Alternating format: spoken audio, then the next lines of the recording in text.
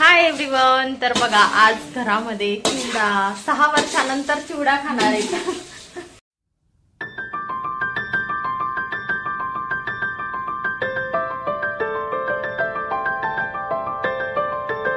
तो hi everyone, welcome back to my channel. खूप दिवसानंतर, खरं तर दिवसानंतर नाही, खूप वर्षानंतर आमच्या घरामध्ये चिवडा बनवण्यात येतोय. कारण मला माहिती नाही ऍक्च्युली चिवडा कसा बनवला जातो आणि त्यामुळे मी कधी ट्राय पण केलं तरी पण तो बिघडत होता आणि माझ्या हस्बंडला जसा चिवडा लागतो ना तसा तर मी काही बनवू शकत नव्हते. मग त्यानंतर तब्बल 6 वर्षानंतर आमच्या घरी पातळ पोह्यांचा चिवडा बनवण्यात येतोय. कारण घरी आली आहे करिश्मा आणि तिला पोह्यांचा चिवडा छान बनवता येतो, म्हणून म्हटलं चला आपण पण घेऊया. आणि ग्रोसरी शॉप मधून घेऊन आलो आम्ही 1 किलो पातळ पोहे.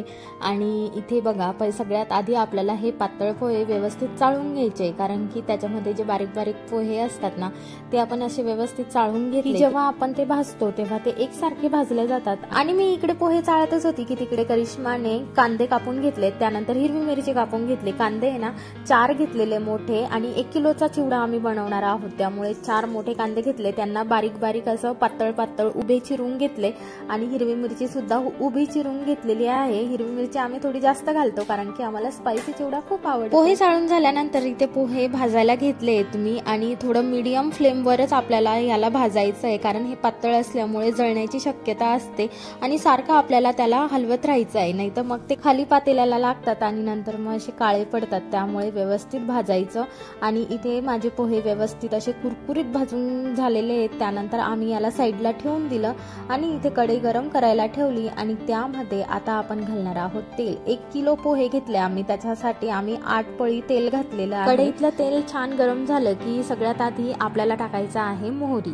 आम्ही इथे 1 चम्मच मोहरी टाकलेली आहे, त्यानंतर 1 चम्मच जिरं टाकलेलं आहे आणि त्यानंतर आपल्याला कांदा परतवून घ्यायचा आहे. कांद्याचे स्लाइस असे पातळ पातळ केले की ते छान परतले जातात. गोल्डन कलर होईपर्यंत आपल्याला ह्या कांद्यांना आहे ना व्यवस्थित परतवून घ्यायचं आहे, त्यांच्यातलं सगळं पाणी असं निघून जायला पाहिजे. आणि असं केल्यामुळे चिवडा पातळ होत नाही. आणि इथे आमचा आहे ना कांदा व्यवस्थित फ्राय झाला, त्यामध्ये आता आम्ही टाकलेला आहे कढीपत्ता आणि आता टाकणार आहोत हिरवी मिरची.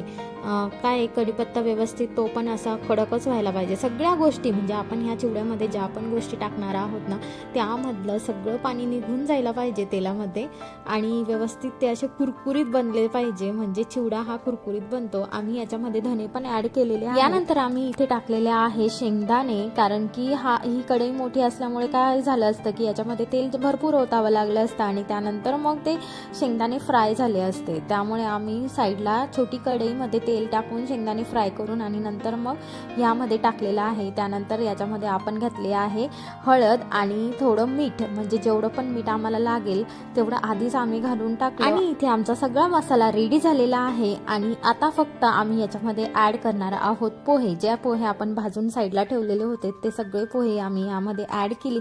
आमची कढई मोठी असल्यामुळे आम्हाला आहे ना म्हणजे व्यवस्थित ते परतवता सुद्धा येत होतं याला. आणि इथे सगळे पोहे आम्ही इथे ऍड करून घेतले. थोडे थोडे करून ऍड करायचे म्हणजे व्यवस्थित ते असे एकत्र होतात.